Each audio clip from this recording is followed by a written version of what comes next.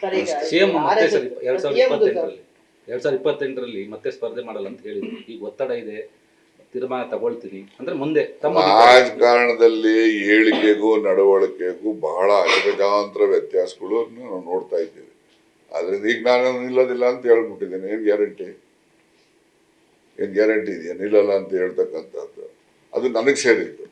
ಹೌದಪ್ಪ, ನಾನು ಹೇಳಿದ್ದೀನಿ, ನನಗೂ ಮನ ಮರ್ಯಾದೆ ಉಳಿಬೇಕು, ಜನ ನಾನು ನಂಬಬೇಕು, ನಾನು ನಿಲ್ಬಾರ್ದು ಅಂತಕ್ಕಂಥ ದೃಢವಾದಂಥ ಮನಸ್ಸು ನನಗಿರಬೇಕು.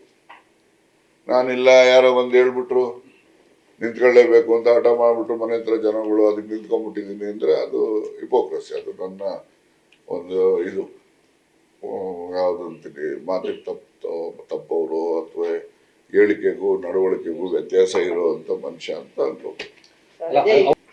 ಸಿಎಂ ಮತ್ತೆ ಸರ್ 2028ರಲ್ಲಿ ಮತ್ತೆ ಸ್ಪರ್ಧೆ ಮಾಡಲ್ಲ ಅಂತ ಹೇಳಿದ್ರು. ಈಗ ಒತ್ತಡ ಇದೆ, ತೀರ್ಮಾನ ತಗೊಳ್ತೀನಿ ಅಂದ್ರೆ ಮುಂದೆ ತಮ್ಮ ರಾಜಕಾರಣದಲ್ಲಿ ಹೇಳಿಕೆಗೂ ನಡವಳಿಕೆಗೂ ಬಹಳ ಅಜಗಜಾಂತರ ವ್ಯತ್ಯಾಸಗಳು ನಾವು ನೋಡ್ತಾ ಇದ್ದೀವಿ. ಆದ್ರಿಂದ ಈಗ ನಾನು ನಿಲ್ಲೋದಿಲ್ಲ ಅಂತ ಹೇಳ್ಬಿಟ್ಟಿದ್ದೇನೆ. ಏನ್ ಗ್ಯಾರಂಟಿ ಇದೆಯಾ ನಿಲ್ಲಲ್ಲ ಅಂತ ಹೇಳ್ತಕ್ಕಂಥದ್ದು? ಅದು ನನಗೆ ಸೇರಿದ್ದು.